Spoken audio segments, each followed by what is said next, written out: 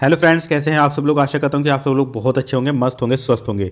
दोस्तों, जैसा कि आप बहुत अच्छे से जानते हो कि केवीएस और एनवीएस में बहुत सारी भर्ती आई हुई है। मतलब यहाँ पर लगभग 14,967 पोस्टें हैं जिन पर दिव्यांगजन और नॉन दिव्यांगजन अप्लाई कर सकते हैं। यहाँ पर जो भर्ती आई हुई है वो टीचिंग लाइन की भी है और नॉन टीचिंग लाइन की है। मतलब अगर आप केवीएस या एनवीएस में शिक्षक बनना चाहते हैं तो भी आप अप्लाई कर सकते हैं, और अगर आप जूनियर असिस्टेंट या सीनियर असिस्टेंट या इसके अलावा मल्टीटास्किंग वगैरह में जाना चाहते हो या स्टेनो वगैरह बनना चाहते हो तो भी आप इसमें अप्लाई कर सकते हो। यहाँ दोनों तरीके की जॉब होती है, टीचिंग लाइन की भी और नॉन टीचिंग लाइन की भी। नॉन टीचिंग की जितनी भी भर्तियां हैं उसमें किसी प्रकार का कोई सीटेट, बीएड, डीएड की ज़रूरत नहीं है। जो टीचिंग वाली पोस्ट है उसके लिए आपको सीटेट, बीएड, डीएड की ज़रूरत है। ठीक है, तो जितनी भी टीचिंग लाइन की भर्ती हैं उसके बारे में डिटेल में मैंने कल एक वीडियो बना दी है, उसमें सब कुछ मैंने बता दिया है। अगर आपने वो वीडियो नहीं देखी तो डिस्क्रिप्शन में लिंक है या यहाँ पर आई बटन में भी मैं उसको लगा दूंगा, या इस वीडियो के एंड में आपको वो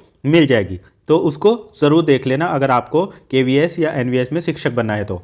आज की वीडियो में हम स्पेशली बात करने वाले हैं जितनी भी नॉन टीचिंग लाइन की भर्ती है, मतलब जिनमें डीएड, बीएड और सीटेट वगैरह की ज़रूरत नहीं है। केवल आपने हाई स्कूल किया हो या इंटर किया हो या केवल और केवल ग्रेजुएशन किया हो, बस आप इसमें अप्लाई कर सकते हो। दोस्तों, इस वीडियो में मैं आपको बताने वाला हूं नॉन टीचिंग लाइन की जितनी भी भर्ती है उसमें कौन कौन दिव्यांगजन एलिजिबल है, किन दिव्यांगों की किस पोस्ट के लिए पोस्ट है और किस में उनकी पोस्ट नहीं है। इसके अलावा आपकी फ़ीस क्या लगने वाली है, कब से फॉर्म फिल हो रहे हैं, कब तक भरे जाएंगे, और भी इससे अलावा जितनी भी दिव्यांगजनों से रिलेटेड जानकारी होगी वो सब कुछ इस वीडियो में बताया जाएगा। ध्यान से देखना, अच्छे से देखना, समझ के देखना, क्योंकि आप अधूरे में छोड़ देते हैं तो बहुत सारी चीज़ें आपको समझ नहीं आती है, फिर आप कमेंट बॉक्स में वही बात पूछते हैं जो मैंने वीडियो में बताई है। इसलिए पहले वीडियो को ध्यान से देख लेना, उसके बाद अगर कुछ नहीं समझ में आता है तो आप मुझसे पूछ लेना। कुछ चीज़ें मैं अभी आपको क्लियर कर देता हूँ। जैसे यहाँ पर अगर आपका डिसेबिलिटी सर्टिफिकेट टेम्परेरी है तो इसमें टेम्परेरी वाले अप्लाई नहीं कर पाएंगे,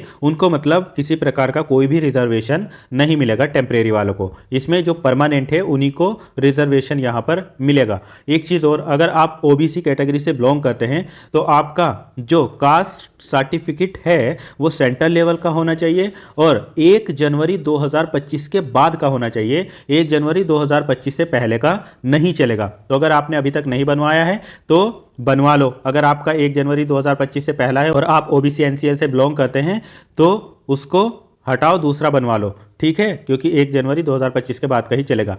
एक और इम्पोर्टेंट चीज़, अगर आपके पास में अभी तक यूडीआईडी कार्ड नहीं है तो इस नोटिफिकेशन में ये चीज़ मेंशन की हुई है कि आपसे एग्ज़ाम सेंटर पर यूडीआईडी कार्ड मांगा जा सकता है। अगर आप यूडीआईडी कार्ड नहीं दिखाएंगे तो आपको दिक्कत आ सकती है। और इसमें यह भी लिखा है कि अगर किसी ने अभी तक यूडीआईडी कार्ड नहीं बनवाया है, दिव्यांग साथी ने, तो वो अपना यूडीआईडी कार्ड बनवा लो। इसमें साफ साफ लिखा हुआ है। तो इसलिए मैं भी आपसे कह रहा हूँ, अगर आपने अभी तक यूडीआईडी कार्ड नहीं बनवाया है तो बनवा लो। किस तरीके से यूडीआईडी कार्ड बनेगा उससे रिलेटेड भी मैंने वीडियो बना रखी है, इस वीडियो के एंड में आपको मिल जाएगी या डिस्क्रिप्शन में लिंक भी दे दूंगा। इन फॉर्म को फिल करने का जो अप्लाई लिंक है वो मैं अपने टेलीग्राम चैनल पर शेयर कर दूंगा। टेलीग्राम चैनल का लिंक भी इस वीडियो के डिस्क्रिप्शन में है, उसको भी ज्वाइन कर लेना। चलो अब हम आज की वीडियो शुरू करते हैं। दोस्तों, यहाँ पर केवीएस और एनवीएस दोनों में ही भर्ती है। तो जो नॉन टीचिंग वाली पोस्ट है केवीएस में, सबसे पहले हम केवीएस की देख लेते हैं। यहाँ पर एडमिनिस्ट्रेटिव ऑफिसर की पोस्ट है, इसमें लोकोमोटर डिसेबल्ड की एक पोस्ट है, बाकी वीआईएचआई और अदर की यहाँ पर नहीं है। एक चीज़ और याद रखना, जैसे ये एडमिनिस्ट्रेटिव ऑफिसर की पोस्ट है, आगे मैं आपको बताऊंगा कि इसमें कौन कौन दिव्यांगजन एलिजिबल है। वो दिव्यांगजन अगर यहाँ पर एलिजिबल है और उनकी यहाँ पर पोस्ट नहीं है तब भी वो अप्लाई कर सकते हैं यूआर की पोस्ट पर। मतलब अगर आप एलिजिबल है तभी अप्लाई कर सकते हैं। एलिजिबिलिटी में आगे आपको बताऊंगा, यहाँ पर पोस्ट है या नहीं है तब भी आप अप्लाई कर सकते हो। अगली पोस्ट है यहाँ पर फाइनेंस ऑफिसर की। यहाँ पर दिव्यांगजनों के लिए स्पेशली पोस्ट नहीं है। यूआर की भी केवल एक ही पोस्ट है, तो इस पर अप्लाई करने से बहुत ज़्यादा कोई फ़ायदा भी नहीं है। बाकी अगर आप एलिजिबल है तो इस पर अप्लाई कर सकते हो। एलिजिबिलिटी मैंने आपको बताया, आगे बताऊंगा। और ये जो पोस्ट है ना, एडमिनिस्ट्रेटिव, फाइनेंस और असिस्टेंट इंजीनियर और असिस्टेंट सेक्शन ऑफिसर और इसके अलावा जूनियर ट्रांसलेटर या सीनियर सेक्रेटरियन असिस्टेंट, इन सब में कुछ कुछ एक्सपीरियंस भी मांगा गया है, तो वो भी आपको देखना ज़रूरी है, वो मैं आगे बताने वाला हूँ। यहाँ पर जो असिस्टेंट इंजीनियर की पोस्ट है इसमें भी दिव्यांगजनों की स्पेशली कोई पोस्ट नहीं है। बाकी जो असिस्टेंट सेक्शन ऑफिसर की पोस्ट है इसमें लोकोमोटर डिसेबल्ड की एक पोस्ट है, वीआई वालों की एक पोस्ट है, एचआई से अगर कोई बिलोंग करते हैं तो यहाँ पर 3 पोस्ट है और अदर वालों की यहाँ पर एक पोस्ट है। यहाँ पर जो स्टार का निशान लगा है इसका मतलब है कि यहाँ पर बैकलॉग की जो वैकेंसी होती है, बची हुई वैकेंसी, वो भी इसमें ऐड की गई है। ठीक है।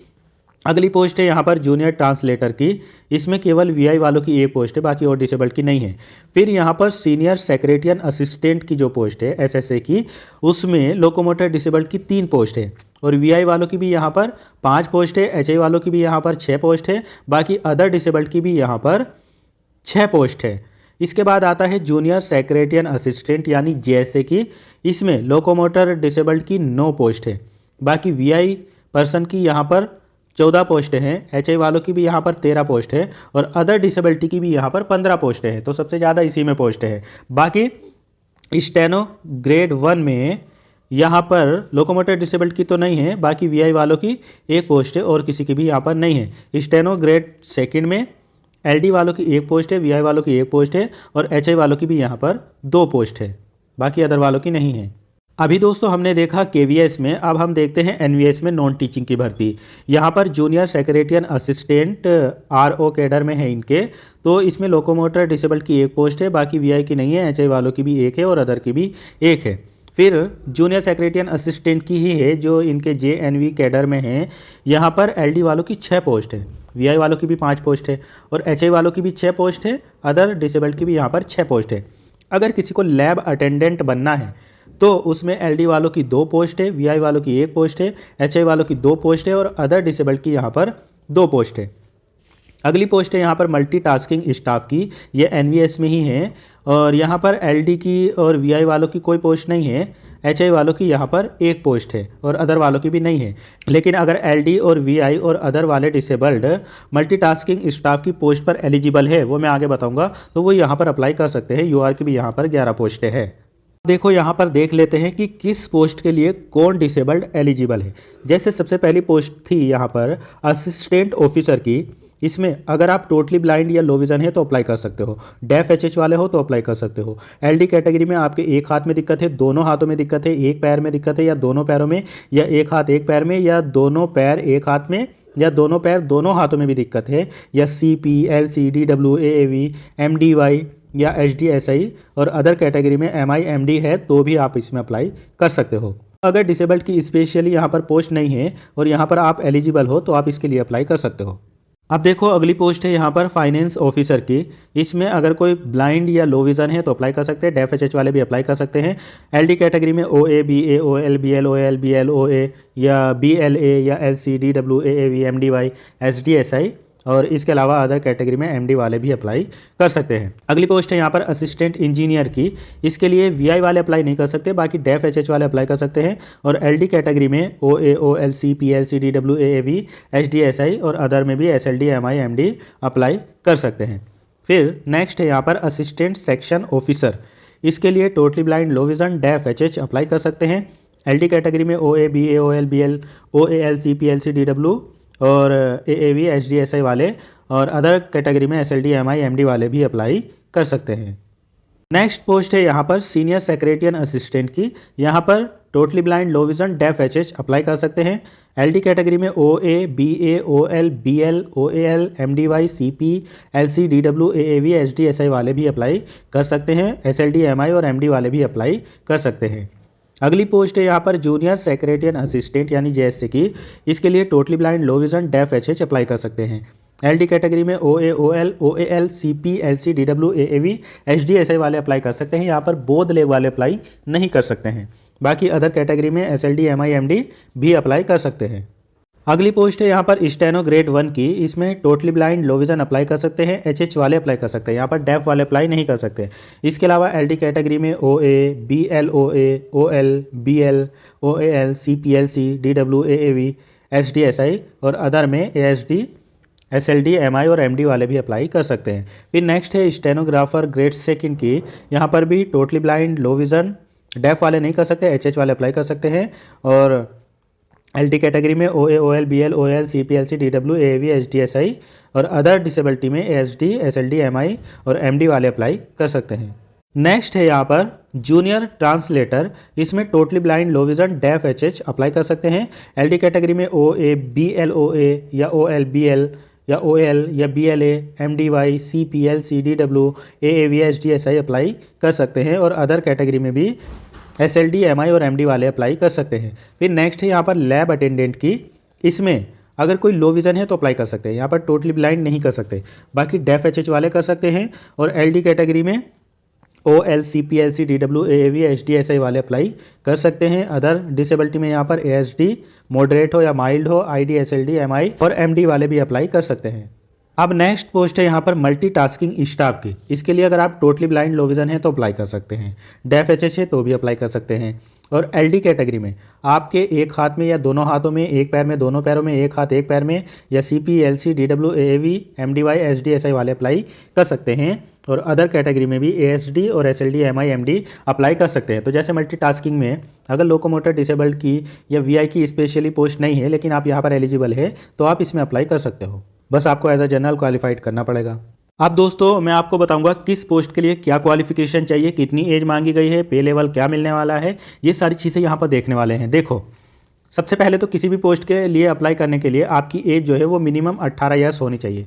मतलब 18 वर्ष से कम वाले जितने भी है वो नहीं अप्लाई कर सकते हैं। और यहाँ पर जो मल्टीटास्किंग स्टाफ की पोस्ट है उसके लिए 30 वर्ष एज मांगी गई है, मतलब 30 साल से ज़्यादा नहीं होनी चाहिए। लेकिन दिव्यांगजनों को एज में रिलैक्सेशन मिलेगा, वो मैं आगे बताऊंगा। यहाँ पर मल्टीटास्किंग स्टाफ की जो भर्ती है उसमें पे लेवल 1 मिलेगा, मतलब 18,000 से शुरुआत होगी और ये 56,900 तक आपका रहेगा। इसमें अप्लाई करने के लिए सिर्फ और सिर्फ अगर आपने 10th किया है, बस आपने केवल 10th पास किया हो, आप इसमें अप्लाई कर सकते हो। किसी प्रकार के कोई एक्सपीरियंस वगैरह की ज़रूरत नहीं है, बस आपने 10th किया है तो आप इसमें अप्लाई कर देना। अब देखो दोस्तों, अगली पोस्ट थी यहाँ पर हमारी लैब अटेंडेंट की। इसमें अप्लाई करने के लिए आपकी एज जो है वो 30 वर्ष ही होनी चाहिए। और अब मैं बार बार नहीं बताऊंगा, दिव्यांगजन जितने भी है उनको एज में रिलैक्सेशन दिया जाएगा, वो मैं आगे बताऊंगा। तो जितना रिलैक्सेशन दिया जाएगा वो 30 में ऐड करके देख लेना, आप जिस भी कैटेगरी से बिलोंग करते होगे, UR, SC, ST या OBC जिससे भी, वो मैं आगे बताने वाला हूँ, ठीक है। इसमें भी पे लेवल आपको 1 ही मिलेगा, मतलब 18,000 से 56,000 के बीच में सैलरी रहेगी आपकी।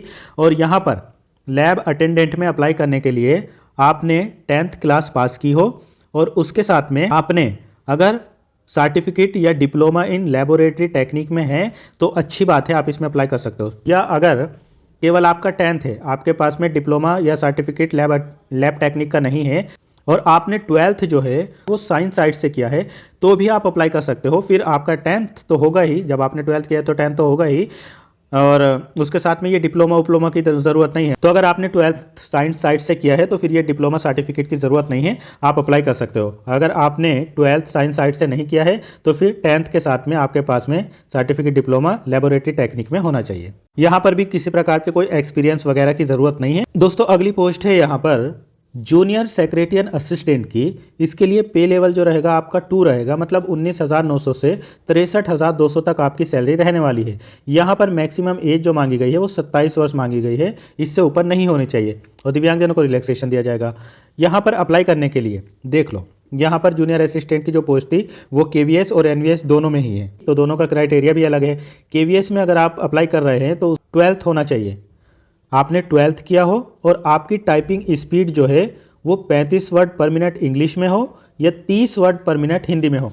मतलब दोनों मैंडेटरी नहीं है, या तो आप इंग्लिश की कर सकते हो या आप हिंदी की कर सकते हो। इंग्लिश में 35 वर्ड पर मिनट और हिंदी में 30 वर्ड पर मिनट चाहिए।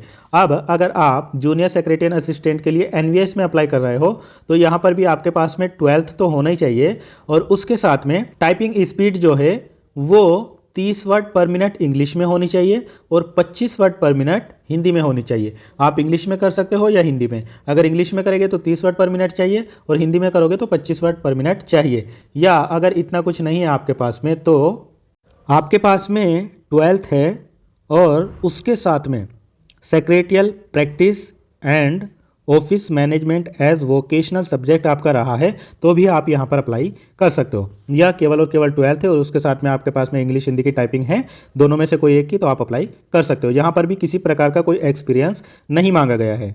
अब दोस्तों अगली पोस्ट है यहाँ पर स्टेनोग्राफर ग्रेड 2 की। मैं आपको पहले वो वाली पोस्टें बता रहा हूँ जिन पर एक्सपीरियंस नहीं मांगा गया। तो स्टेनोग्राफर ग्रेड सेकंड वाली जो पोस्ट है उसके लिए पे लेवल आपको 4 मिलेगा, मतलब 25,500 से शुरुआत होगी और ये 81,100 तक जाएगी। इसमें भी एज रिलैक्सेशन जो है वो 18 से 27 वर्ष के ही बीच में मांगा गया है। इसमें क्वालिफिकेशन आपके पास में ग्रेजुएशन होना चाहिए और उसके साथ में आपने स्टेनो किया हो, मतलब डिक्टेशन जो होता है 10 मिनट में 80 वर्ड पर मिनट का जो मांगा जाता है वो आपके पास में हो, और इसमें ट्रांसक्रिप्शन भी जो दिया जाता है वो 50 मिनट, इंग्लिश 65 मिनट, हिंदी ये कंप्यूटर पर ही होता है। और इसके अलावा आपके पास में कंप्यूटर की नॉलेज हो और proficiency in Hindi and English में आपकी होनी चाहिए। तो ये तो लगभग सभी पोस्ट के लिए है, आपको हिंदी इंग्लिश अच्छे से आनी चाहिए। बाकी इसमें भी किसी प्रकार के कोई एक्सपीरियंस की नहीं ज़रूरत है। अगर आपके पास में स्टेनो है तो आप इसमें अप्लाई कर सकते हो ग्रेजुएशन के साथ में। अब जितनी भी पोस्टें मैं आपको बताऊंगा उन पे कुछ ना कुछ एक्सपीरियंस मांगा गया है। जैसे स्टेनो ग्रेड 1 की पोस्ट है यहाँ पर, इसके लिए पे लेवल तो 6 है। यहाँ पर 35,400 से 1,12,400 तक आपकी सैलरी रहेगी। यहाँ पर एज 18 से 30 वर्ष के बीच में होना चाहिए। बाकी दिव्यांगों को रिलैक्सेशन दिया जाएगा। इसमें अप्लाई करने के लिए सबसे पहले तो आपके पास में ग्रेजुएशन होना चाहिए, फिर आपके पास में शॉर्ट हैंड की स्पीड होनी चाहिए 100 वर्ड पर मिनट इन इंग्लिश, और अगर हिंदी में तो हिंदी की शॉर्ट हैंड में आपकी स्पीड 45 वर्ड पर मिनट इंग्लिश या हिंदी टाइपिंग होनी चाहिए। इसके बाद आपके पास में working as steno grade second पर आपने काम किया हो ऑन रेगुलर बेसिस पर for 5 years in the central state government या autonomous bodies of central state government in pay level 4, मतलब पे लेवल 4 की सैलरी पर स्टेनो ग्रेड सेकंड पर आपने कहीं काम किया हो 5 वर्ष तक, है ना, तो आप इसमें अप्लाई कर पाओगे, वरना तो नहीं कर पाओगे क्योंकि आपको ये एक्सपीरियंस दिखाना पड़ेगा। ये स्टेनो ग्रेड 1 की पोस्ट है तो आपने ग्रेड सेकंड पर कहीं काम किया हो। इसके अलावा नॉलेज कंप्यूटर की हो, एप्लीकेशन की, और हिंदी इंग्लिश आपको आनी चाहिए। तो यहाँ पर जिनके पास में एक्सपीरियंस है, जिन्होंने कहीं ना कहीं काम किया हो, वो आपने सेंट्रल लेवल पर काम किया हो या स्टेट लेवल पर या कोई ऑटोनोमस बॉडीज़ में कहीं भी काम किया हो, आप यहाँ पर अप्लाई कर सकते हो। दोस्तों अगली पोस्ट थी हमारी सीनियर सेक्रेटरियन असिस्टेंट। यहाँ पर भी पे लेवल 4 रहने वाला है, मतलब 25,500 से 81,100 के बीच में सैलरी रहेगी। यहाँ पर एज 18 से 30 वर्ष मांगी गई है। दिव्यांगजनों को रिलैक्सेशन दिया जाएगा। यहाँ पर भी बैचलर डिग्री आपके पास में होनी चाहिए, मतलब आपने ग्रेजुएशन किसी भी स्ट्रीम में, बहुत लोग पूछते हैं कि मैंने कॉमर्स से किया है, मैंने साइंस से किया है, मैंने आर्ट्स से किया है, ये मायने नहीं रखता। आपने किसी भी स्ट्रीम में ग्रेजुएशन किया हो और इसके अलावा यहाँ पर भी एक्सपीरियंस होना चाहिए। आपने वर्क किया हो जेएसए या एलडीसी की पोस्ट पर या कोई इसके एक्वेलेंट 3 वर्ष, और पे लेवल 2 की भर्ती पर आपने काम किया हो। सेंट्रल गवर्नमेंट की जॉब हो या ऑटोनोमस बॉडीज़ सेंट्रल गवर्नमेंट की हो, तो आपने अगर वहाँ पर वर्क किया है तो आप इसमें अप्लाई कर सकते हो। बाकी कंप्यूटर एप्लीकेशन का ज्ञान हो और हिंदी इंग्लिश की नॉलेज होनी चाहिए। दोस्तों अगली पोस्ट जो थी वो थी जूनियर ट्रांसलेटर की। इसके लिए पे लेवल 6 रहने वाला है, मतलब 35,400 से 1,12,000, और यहाँ पर भी एज 18 से 30 वर्ष मांगी गई है। दोस्तों जूनियर ट्रांसलेटर की पोस्ट पर अप्लाई करने के लिए आप ये समझ लो, आपने मास्टर डिग्री किसी भी यूनिवर्सिटी इंस्टीट्यूट से की हो हिंदी में, और आपका इंग्लिश जो है वो ग्रेजुएशन लेवल पर रहा हो, ठीक है, कंपलसरी। इसके अलावा अगर आपने मास्टर डिग्री इंग्लिश में की है तो हिंदी आपका ग्रेजुएशन लेवल पर रहा हो। इसके अलावा अगर आपने मास्टर डिग्री किसी और सब्जेक्ट से की है हिंदी इंग्लिश के अलावा, तो आपका मीडियम हिंदी रहा हो और इंग्लिश आपका कंपलसरी सब्जेक्ट रहा हो ग्रेजुएशन लेवल पे। इसी तरीके से अगर आपने मास्टर डिग्री किसी भी यूनिवर्सिटी इंस्टीट्यूट से की है अदर सब्जेक्ट में हिंदी इंग्लिश के अलावा, तो आपका मीडियम इंग्लिश में होना चाहिए, और अगर मीडियम इंग्लिश था तो हिंदी आपकी कंपलसरी ग्रेजुएशन में रही हो। ये सारी कंडीशन है यहाँ पर। इसके अलावा रिकॉग्नाइज्ड डिप्लोमा और सर्टिफिकेट कोर्स ये from Hindi to English vice versa आपके पास में होना चाहिए, तभी आप इसमें अप्लाई कर सकते हो। और 2 इयर्स एक्सपीरियंस ट्रांसलेशन वर्क आपने किया हो Hindi to English vice versa in central या government office including government of India undertaking, तो आप इसमें अप्लाई कर सकते हो। दोस्तों जो अगली पोस्ट थी यहाँ पर असिस्टेंट सेक्शन ऑफिसर की, इसके लिए पे लेवल 6 ही रहेगा, मतलब 35,400 से 1,12,000, और यहाँ पर एज 18 से 35 वर्ष के बीच में मांगी गई है। बाकी दिव्यांगों को रिलैक्सेशन दिया जाएगा। इसमें अप्लाई करने के लिए आपके पास में बैचलर डिग्री तो किसी भी स्ट्रीम में हो, ठीक है, लेकिन आपसे यहाँ पर वर्क एक्सपीरियंस भी मांगा गया है। आपने यूडीसी या एसएसए की पोस्ट पर काम किया हो रेगुलर बेसिस पर मिनिमम 3 साल तक, पे लेवल 4 की सैलरी पर, और वो सेंट्रल गवर्नमेंट की हो या autonomous body of central government की हो, तो आपने यहाँ पर काम किया हो तो आप अप्लाई कर सकते हो। बाकी नॉलेज ऑफ कंप्यूटर एप्लीकेशन और हिंदी इंग्लिश की नॉलेज होनी चाहिए। अगली जो पोस्ट है असिस्टेंट इंजीनियर की, उसके लिए पे लेवल 7 रहेगा, मतलब 44,900 से 1,42,400 तक। यहाँ पर भी 35 वर्ष तक एज मांगी गई है। इसमें आपने graduation in civil electrical engineering की हो तो आप इसमें अप्लाई कर सकते हो। इसमें 2 इयर्स का एक्सपीरियंस भी मांगा गया है डिज़ाइन एंड इंजीनियरिंग में, तो आप इसमें अप्लाई कर सकते हो अगर आपके पास में है तो।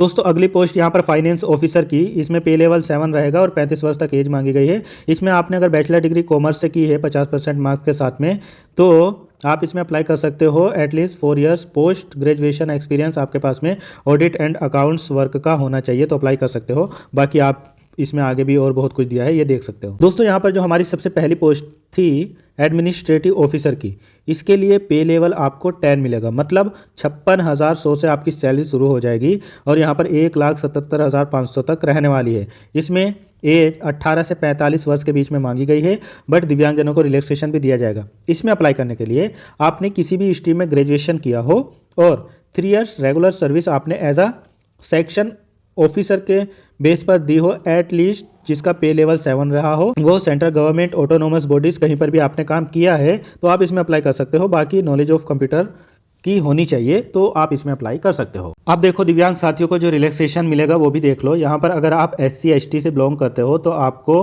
15 इयर्स का रिलैक्सेशन दिया जाएगा। मतलब जहाँ पर मैंने 30 वर्ष बताया है, अगर आपकी एज 30 वर्ष से ज़्यादा है तो यहाँ पर आप रिलैक्सेशन ले सकते हो। इसमें 15 ऐड कर देखोगे तो यहाँ पर लगभग 45 वर्ष तक की एज तक आप अप्लाई कर सकते हो। इसी तरीके से अगर आप OBC NCL से बिलोंग करते हो तो आपको 13 वर्ष का रिलैक्सेशन दिया जाएगा। यहाँ पर अगर कहीं पर एज मैक्सिमम 30 वर्ष मांगी गई है तो उसमें आप 13 वर्ष ऐड कर देखोगे तो यहाँ पर 43 एज तक आप अप्लाई कर सकते हो। इसी तरीके से अगर आप जनरल कैटेगरी से बिलोंग करते हो तो आपको 10 इयर्स का रिलैक्सेशन दिया जाएगा। मतलब अगर कहीं पर 30 वर्ष में मैक्सिमम एज मांगी गई है तो उसमें 10 वर्ष आप ऐड कर दोगे तो आप दिव्यांग जन हो और जनरल से बिलोंग करते हो तो यहाँ पर 40 वर्ष तक के दिव्यांग अप्लाई कर सकते हैं। दोस्तों एक चीज़ और याद रखना, इसमें अपेयरिंग वाले अप्लाई नहीं कर सकते हैं और जो भी आपके डॉक्यूमेंट्स है वो CTET का हो या क्वालिफिकेशन का हो या जो क्राइटेरिया है, मतलब आपका डिसेबिलिटी या इसके अलावा जो जात प्रमाण पत्र वगैरह है, वो सब 4 दिसंबर से पहले के होने चाहिए। 4 दिसंबर के बाद का इसमें नहीं चलेगा, इसलिए अपेयरिंग वाले भी इसमें अप्लाई नहीं कर पाएंगे। देखो यहाँ पर लिखा हुआ है जो दिव्यांग साथी अप्लाई करना चाहते हैं उनसे कभी भी या एग्जाम सेंटर पर KVS या NVS UDID कार्ड मांग सकता है, इसलिए जिन लोगों ने यहाँ पर नहीं बनवा रखा है वो अपना बनवा लें। यहाँ पर जितने भी दिव्यांग साथी है वो किसी भी पोस्ट के लिए अप्लाई करें, उन सब की यहाँ पर 500 रुपये ही फीस लगेगी, ये प्रोसेसिंग फीस है। बाकी एग्जाम फीस ये होती है, तो एग्जाम फीस दिव्यांगजनों की नहीं लगेगी, आपकी केवल और केवल 500 रुपये ही फीस लगेगी। आप किसी भी पोस्ट के लिए अप्लाई करें। दोस्तों ये फॉर्म फिल होना शुरू हो गए हैं 14 नवंबर 2025 से और इसके फॉर्म केवल और केवल भरे जाएंगे 4 दिसंबर 2025 तक। फीस भी आप 4 दिसंबर 2025 तक ही सबमिट कर सकते हो। इसलिए 14 नवंबर से 4 दिसंबर का समय बहुत लंबा नहीं है, जितना जल्दी हो सके आज ही कल ही में इसको अप्लाई कर दो। लास्ट डेट का वेट बिल्कुल मत करना। दोस्तों KVS NVS का इस बार सिलेबस पूरी तरीके से चेंज हो गया है, तो इसके लिए मैं अलग से वीडियो बनाऊंगा कि क्या आपका एग्जाम पैटर्न रहेगा और क्या क्या सिलेबस यहाँ पर रहने वाला है। अब आपका टायर 1 भी होगा और टायर 2 भी होगा, बस मल्टीटास्किंग की जो पोस्ट है उस पर टायर 2 नहीं होगा, बाकी टायर 1 टायर 2 होगा। और जिन पोस्ट के लिए टाइपिंग है वहाँ पर टाइपिंग भी होगी। और टायर 1 में आपका general awareness, current affair, basic knowledge of computer, language competency test English में, इसके अलावा लैंग्वेज कॉम्पिटेंसी टेस्ट भी यहाँ पर होगा। ये सब 20-20 नंबर के आएंगे, 100 क्वेश्चन होंगे और ये 300 मार्क्स का होगा। हालांकि आपका जो टायर 1 होगा वो क्वालिफाइंग होगा और यहाँ पर निगेटिव मार्किंग भी रहेगी 1/3 की। तो ये सब चीज़ें मैं दूसरी वीडियो में बताऊंगा, क्योंकि ये वीडियो बहुत लंबा हो रहा है। वहाँ पर मैं सिलेबस वगैरह भी सब कुछ अच्छे से बता दूंगा, पैटर्न भी सब कुछ अच्छे से बता दूंगा। और दिव्यांगजनों से रिलेटेड जितने भी रूल्स है, एक्स्ट्रा टाइम का या स्क्राइब का, हालांकि अपना स्क्राइब इसमें ले सकते हैं और आप बोर्ड की तरफ से भी ले सकते हैं। एक्स्ट्रा टाइम भी जिन दिव्यांगजनों को ज़रूरत है उनको दिया जाएगा। उसके लिए क्या करना है, किस तरीके से दिव्यांगजनों को छूट मिलेगी, ये सारी चीज़ें भी मैं एक सेपरेट वीडियो बनाऊंगा, उसमें सब कुछ बता दूंगा। और सिलेबस वगैरह की भी अलग से वीडियो बनाऊंगा, उसमें बता दूंगा। इसलिए चैनल को सब्सक्राइब नहीं किया है तो ज़रूर कर लो, ताकि जैसे मैं वो वीडियो अपलोड करूँ आपको तुरंत मिल जाए। चलो फिर मिलता हूँ किसी और वीडियो में। Thank you so much.